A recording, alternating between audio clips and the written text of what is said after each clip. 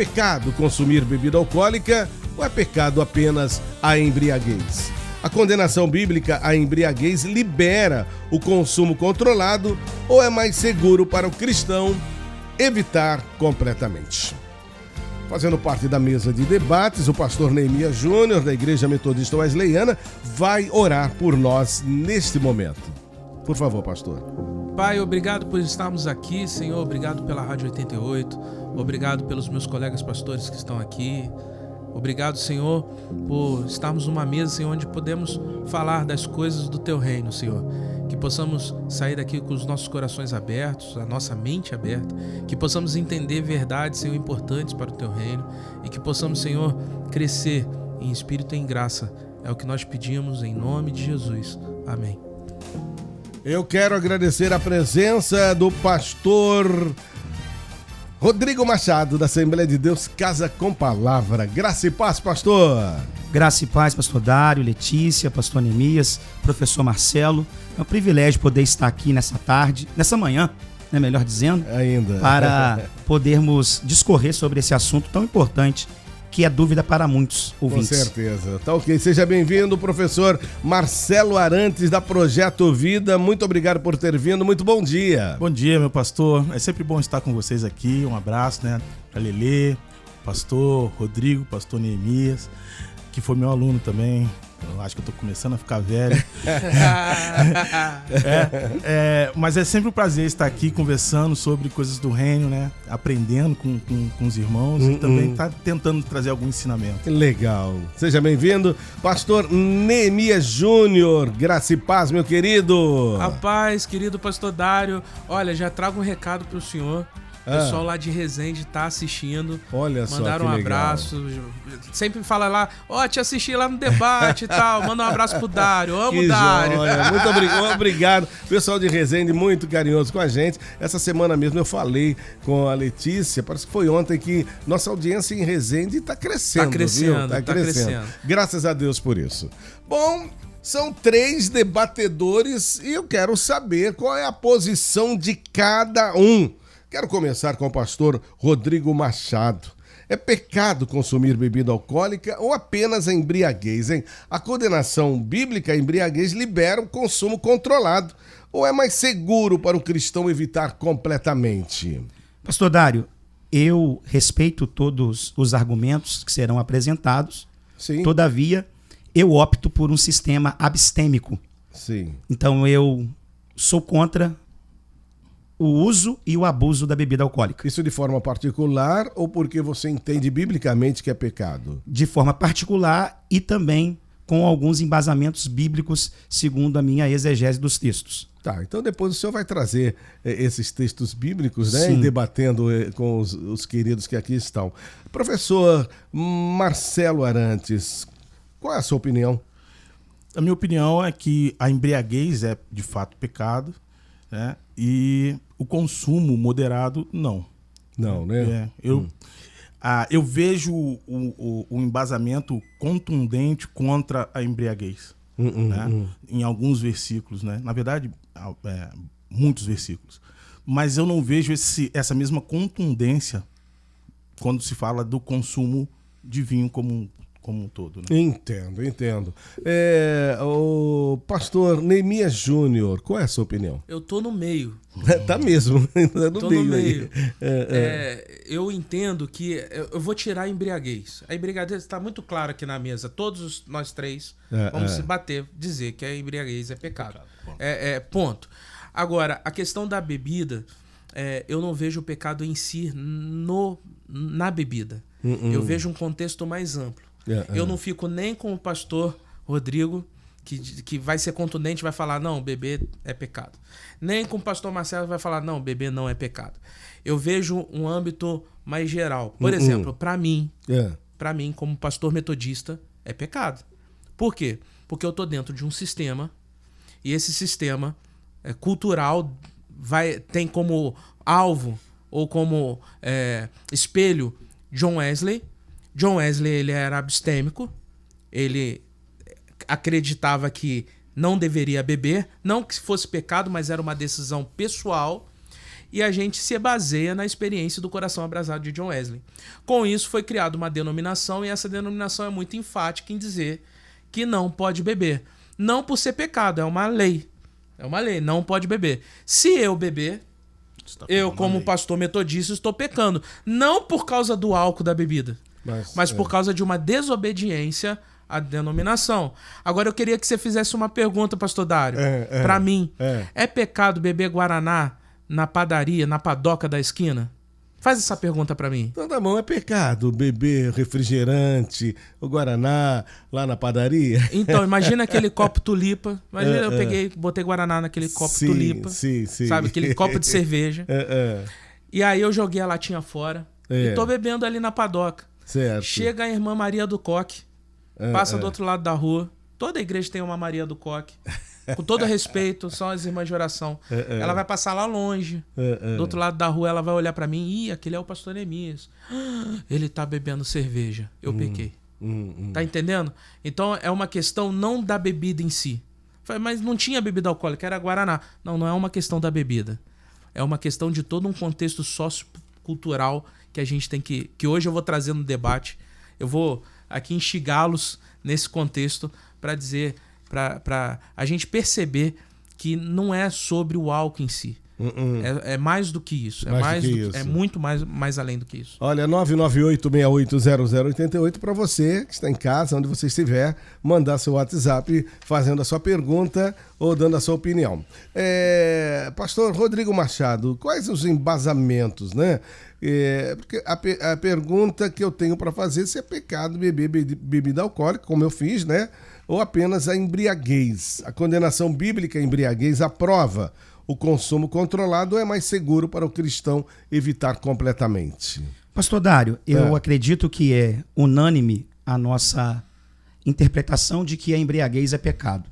A embriaguez, né? Eu quero só rapidamente citar, com sua permissão, sim, até para que o ouvinte depois possa consultar esses textos, porque às vezes para nós está tão simples o fato da embriaguez ser realmente pecado, e para o ouvinte nem tanto. Sim. Então eu quero dar aqui alguns textos clássicos para que eles possam depois ler em casa e analisar. Efésios 5,18. Não vos embriagueis com vinho em que há contenda, mas enchei-vos do Espírito Santo. Depois a epístola pastoral de Paulo a Timóteo, do capítulo 3, verso 1, 2, 3, ele vai fazer orientações àquele que deseja o episcopado, e entre um dos pré-requisitos é não ser dado ao vinho. No mesmo capítulo... Há muito vinho. Há muito vinho. Mas aí vai depender da tradução. Sim, que depois nós vamos entrar no grego, que é oinos, para suco de uva e também para vinho fermentado. Depois a gente vai entrar lá no grego lá para a gente analisar. Verso 8, ele vai falar aos diáconos, também reprovando a prática de se dar muito ao vinho. Em Tito 2:3 ele fala a mesma coisa para as mulheres. E também, para terminar, a gente poderia citar Gálatas 5:21, obras da carne, que fala embriaguez ou bebedice. Certo. Visto, então, que a gente tem vários versículos que se apoiam para que a gente possa ser contra a embriaguez. E é bom que o ouvinte, né, tenha isso em mente. O texto que eu queria hoje colocar luz sobre ele, porque nós estamos aqui para iluminar talvez a obscuridade intelectual de alguém. É Provérbios 21. Não, minto. Provérbios 23:31. Diz assim: não fique olhando para o vinho, que brilha no copo com a sua cor vermelha e desce suavemente, pois no fim ele morde você como uma cobra venenosa. Eu olho para esse texto de Provérbios 23:31 e eu encontro aqui um embasamento para que, se há uma proibição de olhar, não há uma proibição para consumir. Então o texto vai me mostrar que eu não devo olhar, porque eu olho, eu desejo. Quando desejo, eu concebo. Entendo. É assim a tríade do pecado. E aí eu percebo que a Bíblia está me dando respaldo, como pastor, para aconselhar a igreja que eu pastoreio, como é pecado beber bebida alcoólica. Professor. O texto de embriaguez, a gente está bem bem consolidado, né? Sim. E eu até separei aqui também 1 Coríntios, né? 6, do 9 ao 10, que também fala sobre a embriaguez. E assim, se nós pensarmos no texto ou no consumo de álcool, de vinho, para ficar mais fácil, para ficar Sim. mais dentro das 4 linhas aqui. Certo. Como pecado, nós vamos ter problemas com alguns textos, né? Igual o pastor colocou o texto de Provérbios, ok? Que é um provérbio. Né? A gente não pode esquecer o gênero literário. Mas eu quero colocar um texto aqui que está lá em Deuteronômio 14, do 22 ao 26, que diz assim: certamente vocês devem dar o dízimo de todo o fruto e suas sementes, que ano após ano se recolher do campo, e diante do Senhor, seu Deus, no lugar que ele escolheu para lhe fazer habitar o seu nome, vocês comerão os dízimos do cereal, do vinho, do azeite e os primogênitos das vacas e das ovelhas. Façam isso para que aprendam a temer o Senhor, seu Deus, todos os dias. Se o caminho for comprido demais e não lhes for possível levar isso, por estar longe de vocês o lugar que o Senhor, seu Deus, escolher para fazer ali habitar o seu nome, então, quando o Senhor, seu Deus, os tiver abençoado, vendam aquilo e com o dinheiro na sua mão, vão ao lugar que o Senhor, o Deus de vocês, escolher. Com esse dinheiro, comprem tudo o que quiserem: vacas, ovelhas, vinho ou bebida forte, ou qualquer coisa que desejarem. Consumam isso ali, na presença do Senhor, seu Deus, e alegrem-se, vocês e os membros da sua casa. Perfeito. Então, aqui, da mesma forma que o pastor viu um provérbio que diz que é um perigo. O álcool é um perigo. E ele é um perigo. Eu não estou falando que não seja, eu quero deixar isso claro. Sim, sim. A minha questão não é se é um perigo ou não. A questão, para mim, é pecado. Existe um texto que fala assim, contundente, de maneira contundente, que é um pecado? Tá, o pastor trouxe um texto de Provérbios que é pecado. E eu estou mostrando um texto em que é uma lei. Não, mas deixa eu lhe que corrigir. tá Deixa eu corrigir. O texto de Provérbios não diz que é pecado. O texto de Provérbios é um provérbio que tá te falando assim, olha, não coloque teu olho ali que tu vai ser enganado, tu vai ser picado. Né? É uma advertência, não é uma lei. Provérbio não é lei. Provérbio é advertência. Olha, isso daqui é perigoso. Exatamente. Isso daqui pode... E ninguém tá falando aqui que bebida... todo mundo aqui vai dizer bebida é perigoso. Mas o provérbio, a gente tem que ser maduro quando a gente vai ler a Bíblia.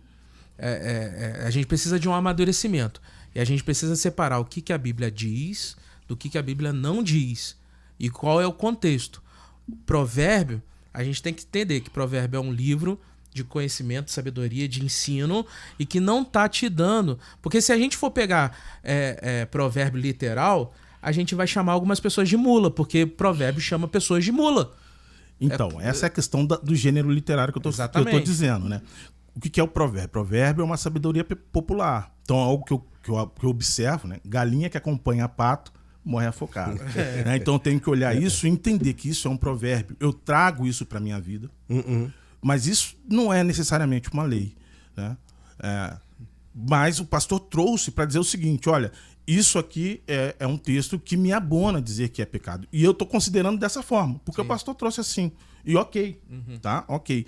E eu estou mostrando um outro texto só para gente, para falar, bom, eu tenho esse texto que me diz que é um perigo o álcool, e eu estou mostrando um texto em Deuteronômio que diz que não, que as pessoas vão beber vão fazer uso desse vinho na presença do Senhor. Aí é uma questão, essa questão tem duas coisinhas que eu queria pontuar aqui no que o pastor disse. Primeiro, é o que eu já apontei sobre o provérbio, mas em segundo lugar, quando fala assim, esse argumento de esse vinho Oikos não é o suco de uva, não tem como, não dá para conceber essa ideia, tá, pastor? Não dá. A gente que vai estudar a produção de vinho antigo, tá, ele é menos alcoólico, mas ele é alcoólico. O vinho que Jesus transformou, a água em vinho, ele era alcoólico. Não tem nenhuma base teológica. Mas troca a palavra do grego assim. Não, é vinho. Ela tem fermentação. Inclusive, até o suco de uva mais natural que você for pegar, ele começa um processo de fermentação, se você deixar ele guardado. Ele tem fermentação. Então, a questão igual eu lembrei aqui do texto de Neemias, acho que está em Neemias 8, se não me engano. Comei as gorduras, bebei as doçuras e enviai porções para quem não tem nada para si. Aí fala assim, beber as doçuras. Que doçura é essa?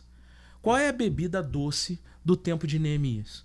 Aí o cara vai falar, não, suco de uva sem álcool. Não existe. Não existe. Bebida doce é o vinho. Somente o suco de uva não seria? Não existe. Não tem, pela tecnologia da época, como fazer vinho, não tem como. Entendo. Pastor Dário. Oi, pastor Rodrigo. Eu citei Provérbios, né? É um livro poético de sapiência. Salomão escreveu dando conselhos, orientações práticas para o nosso cotidiano. Sim. Eu, como todos que aqui estão, eu tenho certeza disso, nós cremos que a Bíblia é a palavra de Deus. Sim. Infalível, imutante e inalterável. Não precisa de contextualização.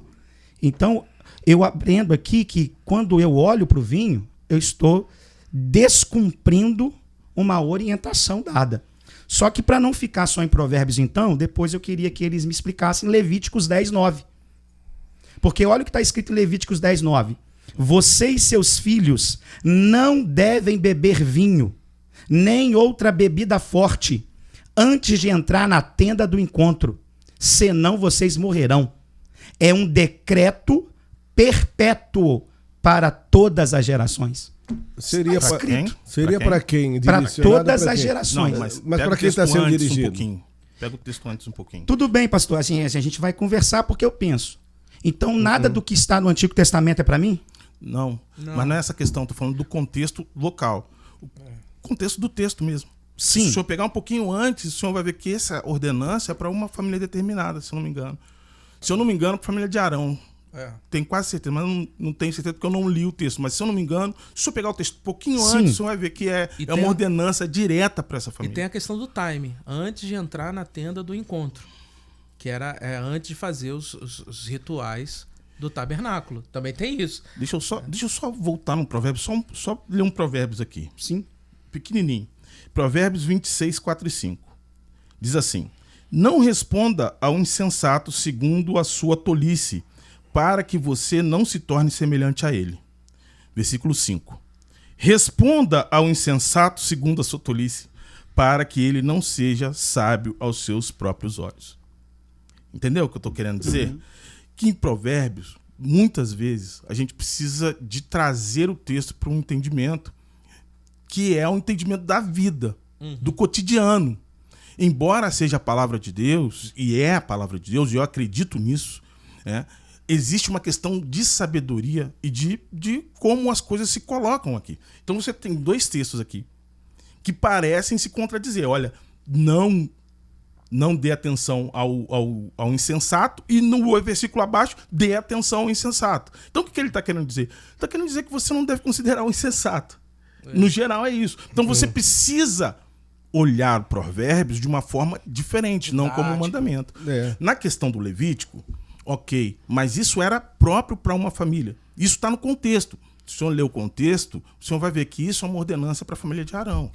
E fora o time. E fora o time, né? Agora, deixa eu falar para vocês, assim, até inclusive direto ao pastor Neemias, se Jesus transformou água em vinho, isso valida o consumo de álcool hoje ou o contexto cultural da época era diferente? Eu tava esperando essa pergunta, obrigado. Tava esperando essa pergunta para mim, obrigado. Tem uma questão, a gente precisa entender o conteúdo histórico e entender que não existia essa questão sociocultural de condenação à bebida alcoólica, primeiro. Não existia. Não existia. Segundo, a água não era a água que nós temos hoje. Beber a água naquela época era perigoso. Perigoso. Não tinha tratamento? Não tinha tratamento, era muito perigoso. Não entendo. E o vinho, ali nesse contexto do casamento, das bodas de Caná, era o melhor vinho, ou seja, o mestre Sala, ele diz isso, olha, o melhor vinho normalmente é servido antes. Por quê? Porque as pessoas já vão desbaratinando a ideia, vai bebendo vinho, vai ficando bacana, vai pegando os vinhos de menor qualidade, mais baratos. De qualidade Exatamente. Mas nessa questão das bodas de Caná, é aí que tá uma coisa que me irrita. As pessoas olham o milagre das bodas de Caná com um olhar muito superficial, se preocupando se o vinho tinha álcool ou não. E é muito maior do que isso. Porque olha o texto aonde Jesus Cristo mandou pegar as águas. Porque o texto ali, ele fala assim com a mãe dele, não é chegada a minha hora, primeiro.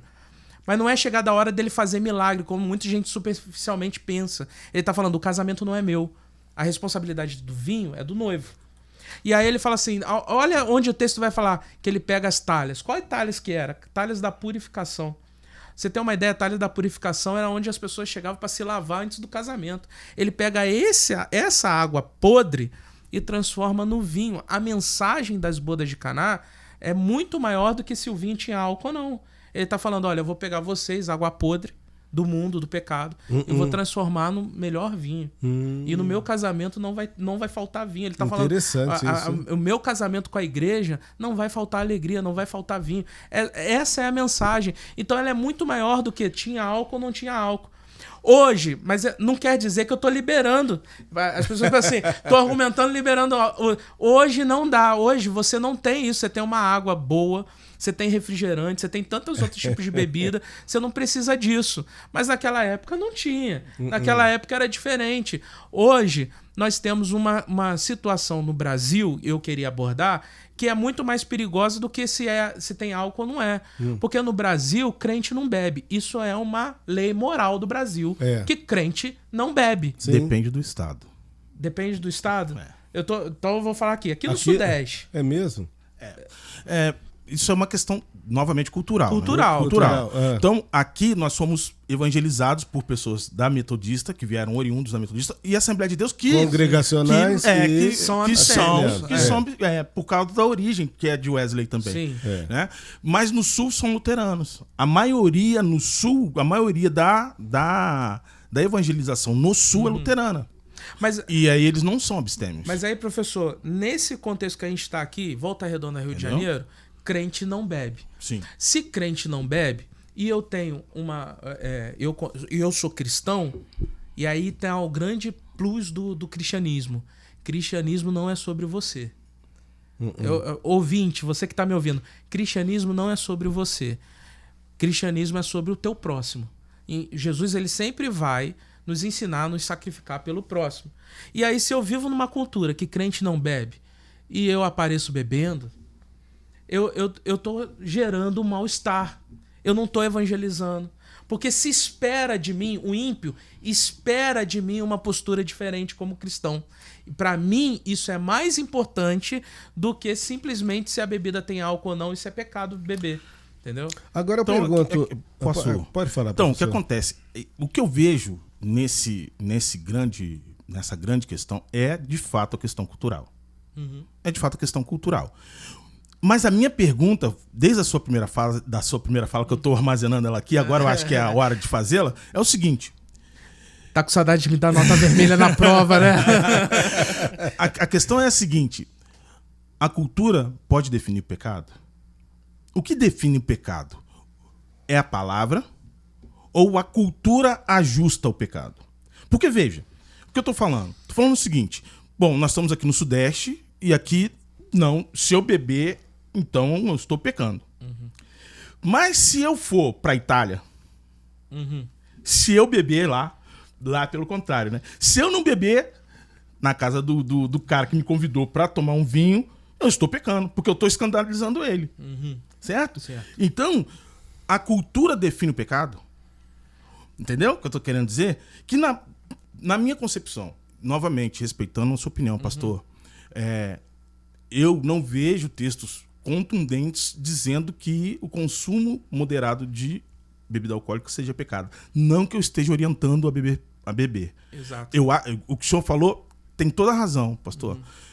Tem diversas outras coisas. Você não precisa de entrar nesse risco. Sim. Certo? Você não precisa de entrar. Por isso que o seu pastor te orienta, você tem risco de pessoas serem alcoólicas, etc, etc, etc. Exatamente. Tá? Mas a minha questão é, isso de fato, biblicamente, é pecado? Sim ou não? Como eu não considero ser, me é problemático que a cultura determine o que seja pecado e não a Bíblia. Eu não diria a cultura, eu diria o amor. Vamos ouvir o pastor Rodrigo. Dentro de tudo isso que vocês estão falando, ele deve estar armazenando alguma coisa ali para falar, né? Não, sim, eu tô aqui pensando, né? Eu citei Levíticos 10:9. Sim. E aí... mas o contexto. Sim. Vamos de contexto, então? Vamos. O contexto é para a família de Arão. Sim. Família sacerdotal. Ok. O texto está no Antigo Testamento. Beleza. Só que agora nós estamos em qual dispensação?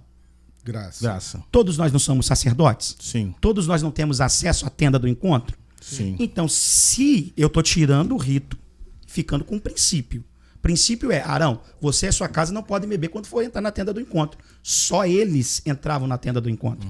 Então, agora que o véu foi rasgado, o acesso liberado, o caminho desbloqueado, eu vou entrar na tenda da congregação.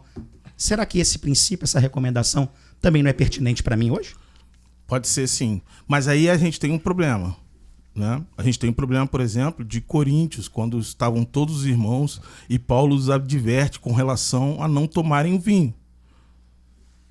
Né? Sim. Porque eles levavam o vinho para ceia, não é isso? E aí alguns comiam ceia e tal, e os outros faziam o quê? Tomavam vinho, sim. E aí eles se embriagavam, e Paulo está corrigindo.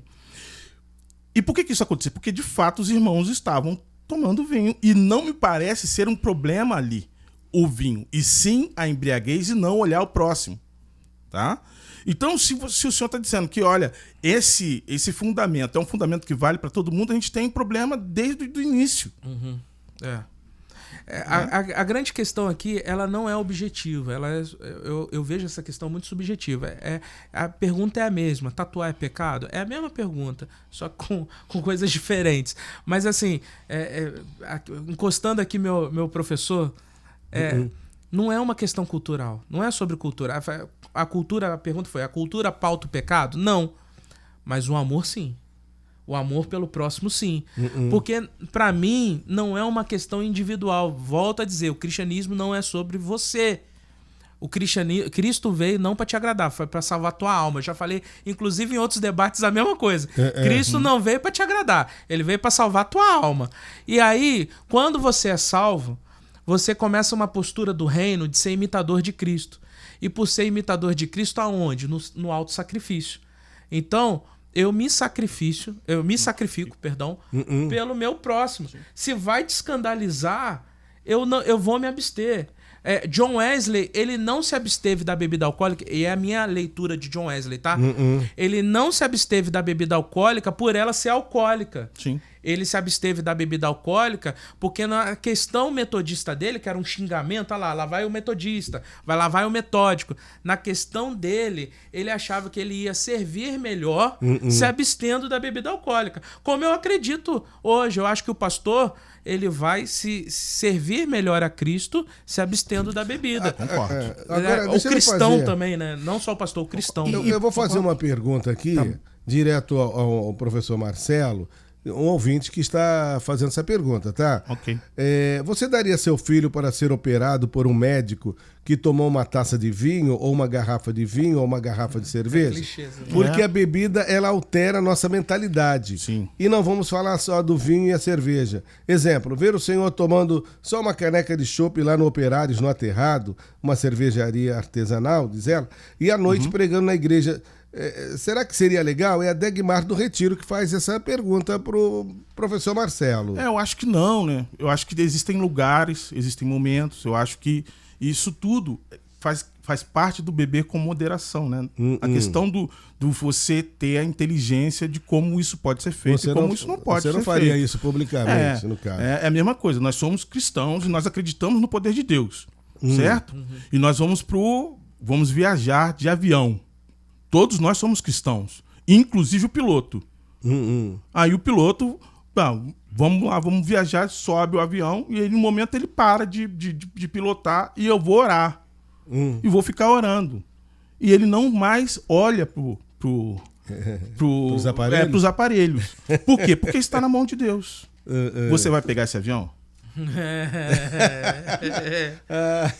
Entendeu?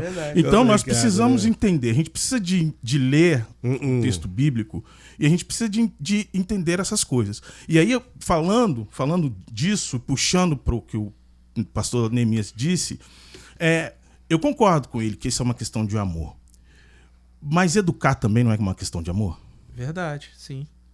Eu penso, eu já falei isso aqui algumas vezes, eu vou falar de novo. Eu penso em 15 anos atrás. 15 anos atrás, nós tínhamos problema de ver televisão. 30 anos. 30 anos atrás, nós tínhamos, na Metodista Wesleyana, nós tínhamos problema de ver televisão. Caixinha do capeta. Era a caixinha do capeta. Isso aí. Certo? Hoje, essa cultura não mudou? Mudou.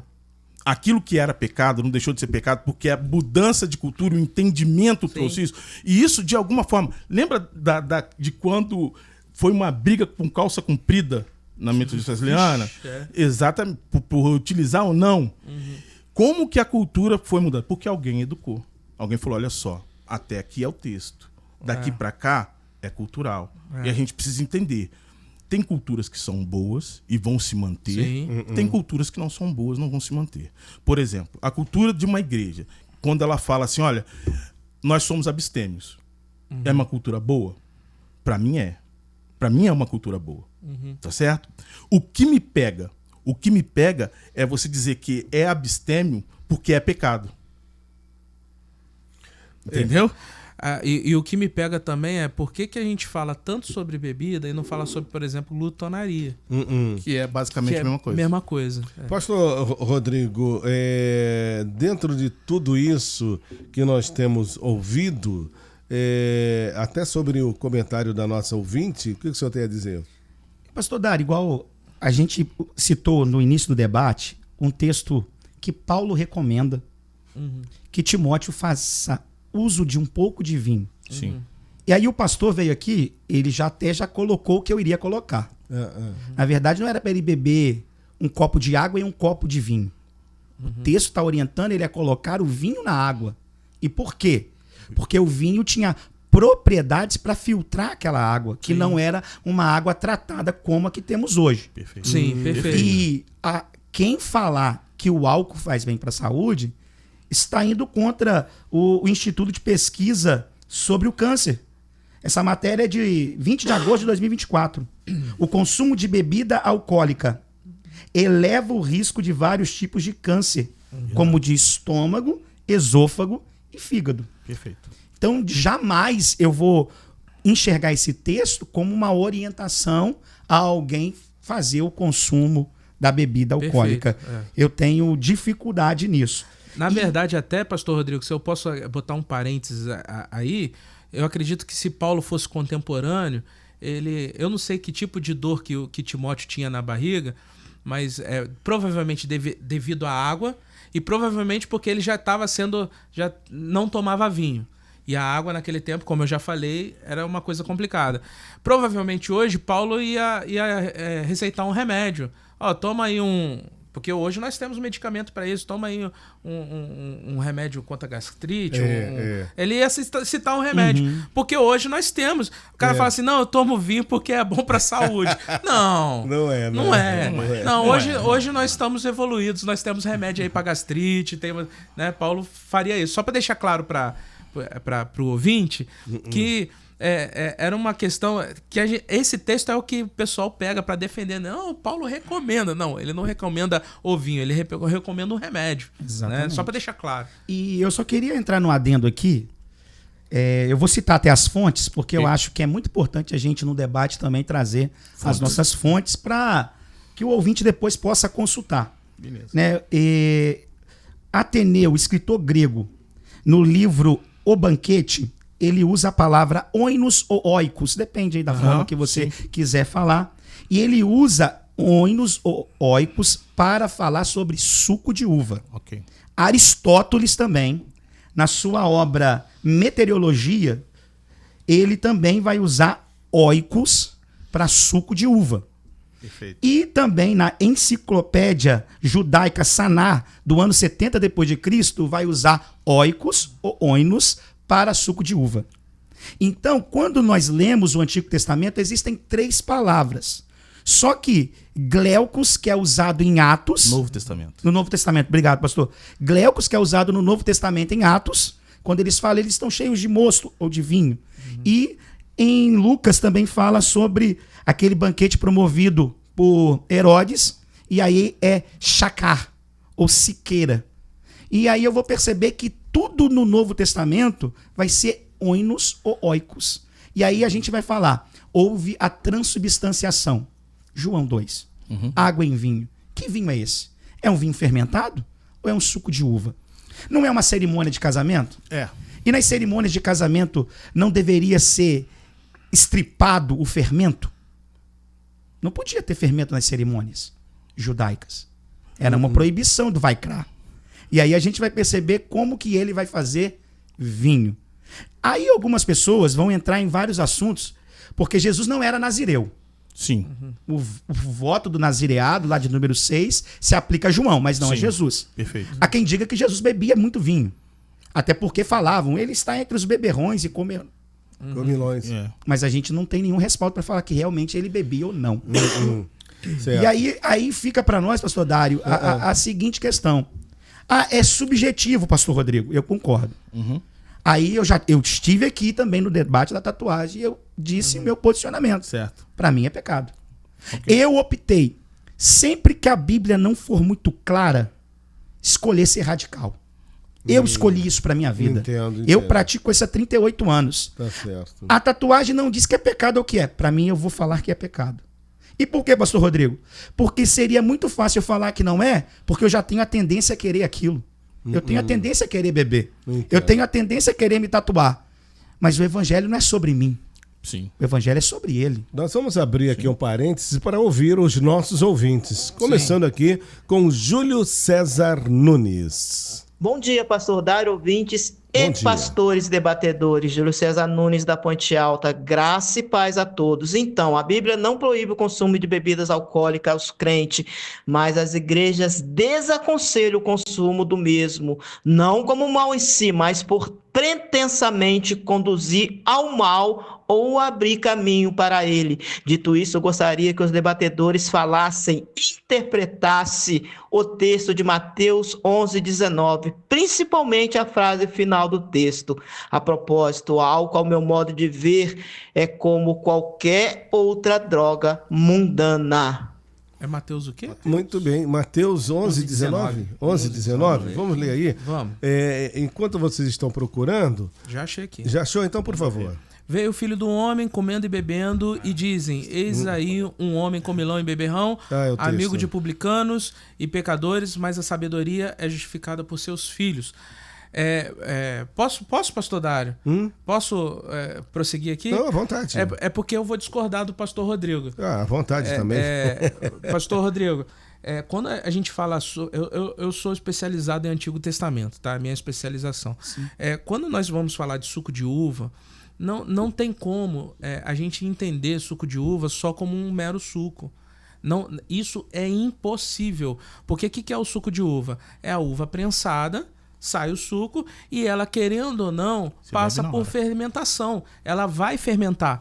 Então, não é esse o caso. O que nós temos? Nós temos casos de vinho muito fermentado e vinho pouco fermentado. Como eu falei das bodas de Caná, e aí toda vez que a gente vai falar sobre suco de uva, entende-se que não é o suco de uva de hoje, ele vai passar por uma fermentação.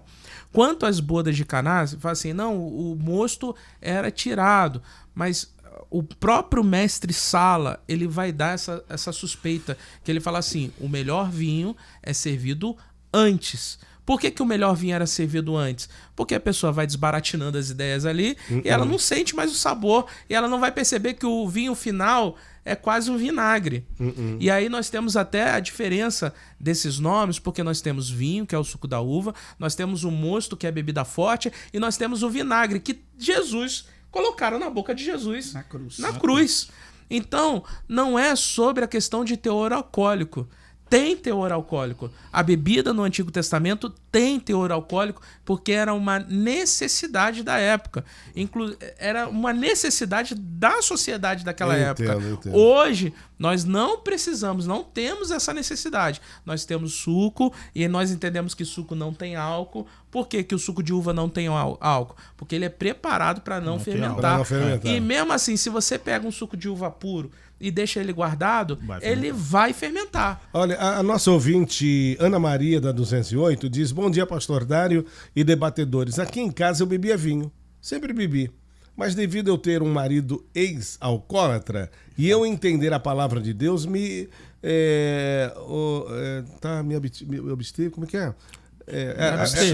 Isso, do vinho. Parei de comprar e fazer uso. Eu não me embriagava. Tomava uma taça por dia, mas parei com isso, graças a Deus, para a glória e honra do Senhor. Não sinto falta. Perfeito, professor. Perfeito. É o que o pastor Neemias está falando. E o que o pastor Rodrigo está falando. É sobre o outro, né? O evangelho é sobre o outro. Tá? E é isso. E a Bíblia, na minha concepção, agora é uma concepção particular minha, né? Ela tem muitos versículos que desencorajam o uso de álcool. Certo?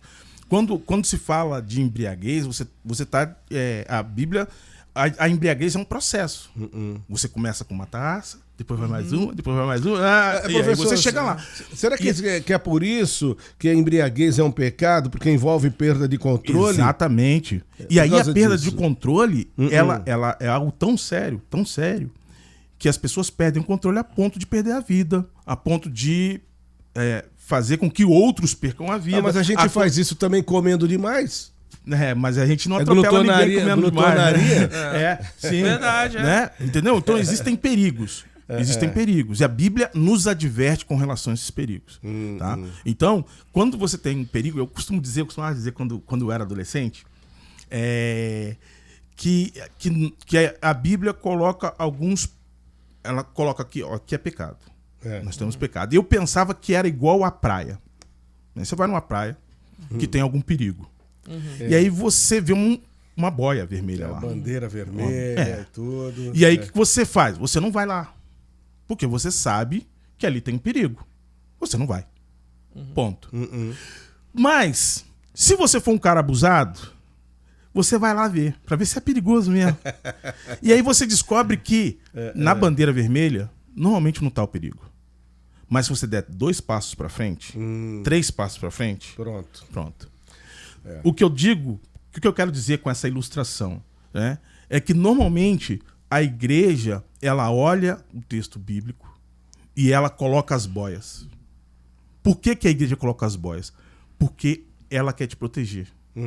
Então, quando uma igreja fala assim, olha, nós somos abstêmios. Ela está querendo te proteger do quê? De você entrar em um processo de embriaguez e alcoolismo. O que é ok. Novamente, o que me pega não é isso.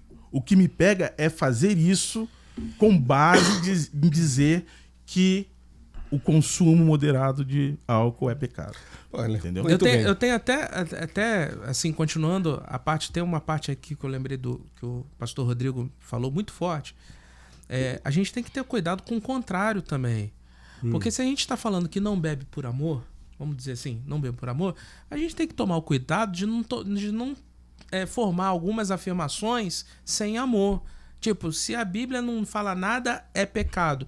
Isso para mim é muito difícil, pastor Rodrigo. Sabe por quê? Mateus 23 está escrito assim: ai de vocês, mestres da lei e fariseus hipócritas, vocês dão dízimo da hortelã e do endro e do cominho, mas têm negligenciado os preceitos mais importantes da lei, a justiça, a misericórdia, a fidelidade. Vocês devem praticar essas coisas sem omitir aquelas. Aí Romanos 7,6 vai dizer assim: agora, porém, morremos para aquilo que nos prendia e fomos libertados da lei, para que sirvamos conforme o novo modo do Espírito, e não segundo a velha forma da lei escrita.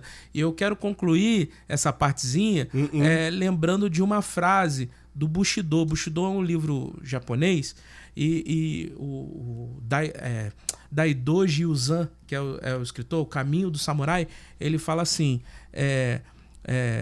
na essência o caminho, né?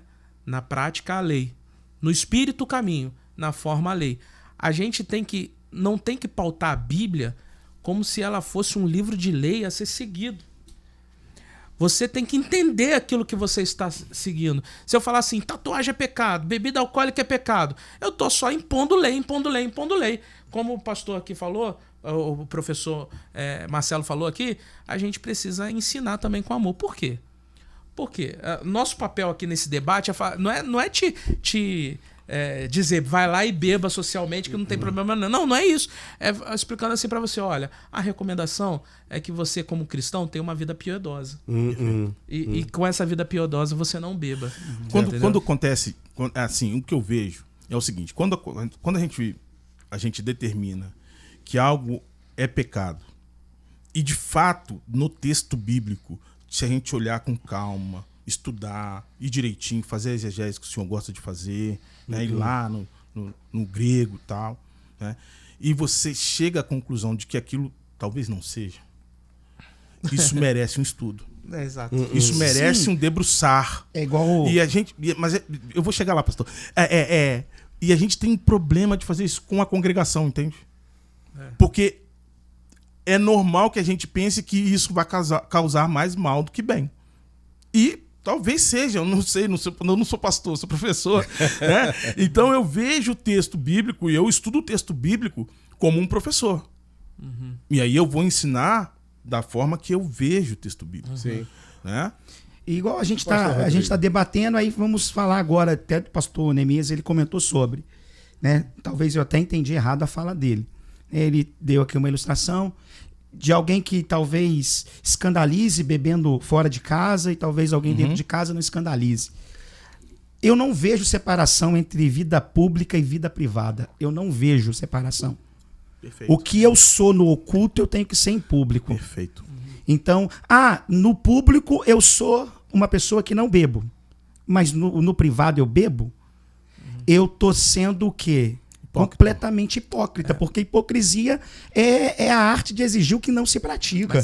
Mas entenda bem, eu estou falando de um contexto público, mas na minha vida devocional que eu vou viver a minha verdade. Sim. Então, assim, aquilo que eu prego tem que ser aquilo que eu vivo. Eu estou falando de um contexto de amor público, tá, tudo bem, mas eu não estou dizendo que você... Imagina a vida de quem bebe escondido. É uma tristeza. É uma tristeza. Eu vou esconder a garrafa aqui, comprar escondido, meu Deus. Não, peraí. A vida dessa pessoa é uma laxa. E aí eu gosto muito dessa frase de Charles Wendell Spurgeon, que ele vai dizer, tome cuidado com homens que são santos no templo, bons na rua, mas demônios em casa. E aí no mesmo conceito, uma vez eu estava lendo um livro de William Shakespeare, ele fala assim, até os demônios citam a Bíblia para justificar os seus fins. Olha, então forte eu preciso ter muito cuidado. E eu sempre vou optar em falar a verdade com amor, mas nunca deixar de falar a verdade. Deixe-me ouvir aqui o evangelista Júlio, do bairro Santo Agostinho. A paz do Senhor, pastor Dário, a paz do Senhor, missionário Letícia, e aos irmãos debatedores. Amém. Aqui é o evangelista Júlio, da Assembleia de Deus Médio Paraíba, falando do Santo Agostinho. Então, o irmão falou aí sobre a questão de não beber bebida forte ao entrar no templo. Aí foi questionado que para quem foi falado, quando foi falado, por que foi falado. Os mesmos que defendem esse texto não aplicar a nós, são os que dizem que são o sacerdócio real, que são Israel de Deus. Então, se nós somos sacerdotes de Deus, se o lugar santíssimo representava a presença de Deus, não é também bom que nós hoje, bebendo, nos cheguemos a Deus. E hoje ainda é pior, porque antigamente ele não podia beber para entrar. Hoje o Senhor habita em nós. Então, piorou em muita situação. Se hoje o Senhor habita em nós, eu preciso, então, manter-me constantemente limpo para que o Senhor possa habitar em mim. Amém? Deus abençoe os irmãos aí. Forte abraço. Muito obrigado pela sua participação. Quem quer comentar? Eu vou comentar o seguinte. Então, se é para a gente manter limpo, então, volto a dizer, a questão não é o álcool dentro da bebida. E aí eu vou mais fundo. Que tem um monte de crente que não pode ficar um dia sem café porque sente dor de cabeça. Então, e o café muda o humor. Muda o café muda o humor. Então, peraí, se nós somos limpos, então vamos parar de ser glutão. Se você que não consegue ficar sem uma dor de cabeça se parar de tomar um café, eu acho que Deus quer tirar isso da tua vida. Então, retire o café da tua vida. E aí a gente começa a entrar nos exageros da década de 80, da calça comprida, do corte de cabelo. Mas eu gostaria de me manter no questionamento do irmão. Sim. E dizer que eu apresentei um texto, que é o de Deuteronômio 14, 22 a 26, e que ele pode ler esse texto, que diz exatamente que as pessoas pegarão o seu vinho, levarão para a casa do Senhor e vão lá beber na presença do Senhor. Então, você tem uma orientação para o sacerdócio de Arão e você tem uma orientação para o povo. Então, quer dizer que quando eu passo a ser sacerdócio real, eu não sou mais parte do povo, se a gente for pensar nisso. Então, quer dizer que quando Jesus transformou a água em vinho, todo mundo que estava ali estava em pecado sério, porque eles também eram sacerdotes, não era? Ou a aliança veio depois? O pessoal de Coríntios, eu acabei de falar, já era depois da morte de Jesus. Já eram todos sacerdócios. Então, veja, a gente precisa ter cuidado em como a transição, como o Novo Testamento, o Antigo Testamento transiciona para o Novo. Tudo isso, toda essa questão, é basicamente uma questão interpretativa. E no Antigo Testamento tem um texto maravilhoso, porque às vezes quem escandaliza não é quem bebe, mas quem acusa quem bebe. Quer ver? Olha só que legal. Nós temos um cantor famoso que ele tem hinos lindos, né? Eu não vou falar aqui quem é, mas vocês vão... Mas ele bebe um vinho, ele já declarou na mídia que bebe vinho, deu polêmica e tal. E aí um monte de gente crente fica, olha, não toca mais a música dele na igreja. Jeová Rafa, meu Senhor. Não toca mais, porque esse cara, ele bebeu vinho. Aí o pessoal começa a inflamar. Aí tem um texto lá no Antigo Testamento, falando que é sobre graça. Lá em Eclesiastes que diz assim, não sejais demasiadamente justo. Por que destruíras a ti mesmo? Pastor Rodrigo, quer comentar, por favor? Igual o comentário do pastor Nemísio, que eu entendo. O poder não está no semeador. O poder sempre vai estar na semente. Eu já ouvi pessoas que hoje são apóstatas que me influenciaram. Porque o poder não está no semeador. O poder está na semente. E aí eu quero concluir, né, ressaltando e reforçando o meu ponto de vista hermenêutico, exegético, que para mim é pecado beber bebida alcoólica. Mas não cabe a mim exercer juízo sobre aqueles que fazem o uso. Porque eu sou pastor de uma comunidade local. Perfeito. E eu grito todas as vezes no púlpito da minha igreja.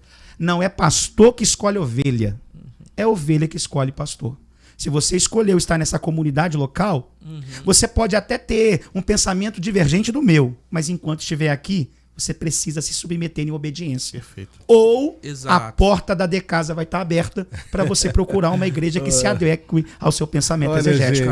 Não, muito bom isso daí que o pastor falou, muito porque bem. É exatamente sobre isso. O pecado é outro, é da desobediência, é o pecado do escândalo, não é sobre o álcool em si, é sobre tudo que traz à volta, todo o cuidado do amor. Olha, nós vamos finalizar o nosso debate. Tá na hora de finalizarmos o nosso debate. Muito bom. Eu vou fazer uma pergunta para cada um de vocês. Respondam em 1 minuto, por favor. Tá ok? Já quero agradecer. Pastor Neemias Júnior.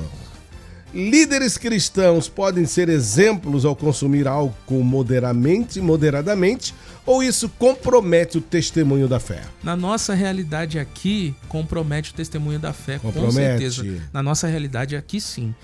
A gente tem que falar sobre a nossa realidade. Lá na Espanha, não? Lá na Espanha, eu não sei. No Rio Grande do Sul também não? Lá no Rio Grande do Sul, eu não sei. Na realidade aqui, em Volta Redonda, compromete. Eu não posso ficar falando dos outros, eu tenho que falar da nossa realidade. Na nossa realidade, compromete. Não por causa do álcool, mas porque por todas as questões que envolvem sócio, político, social, cultural. E aí a gente tem que exercer o amor ao próximo. O amor ao próximo sempre é a base do cristianismo e sempre vai ser. Muito bem, muito bem. Muito obrigado por ter vindo. Eu que agradeço e me despedindo aqui, porque eu tô indo pra São Paulo. Terra boa. E tô indo vai pastorear por lá, né? Vou pastorear por lá, me despedindo do Sul Fluminense. Obrigado, Edson Albertassi. Obrigado, a Rádio 88, que sempre me trataram com carinho. Obrigado, meu professor. É uma honra terminar o último debate com o meu professor Marcelo Arantes, professor de Sistemas Operacionais. Isso. Eu passei numa misericórdia de Deus a matéria dele. Obrigado, pastor Rodrigo, pela companhia aqui, pelo debate gostoso aqui. Obrigado, professor Letícia. Miqueias Nechaif. Professor Miqueias. Miqueias é o responsável por essa brincadeira aqui. Deus te abençoe, Miqueias. Ele falou pra mim que agora ele vai pregar com mais frequência em São Paulo. Olha aí. Toda semana lá, ó.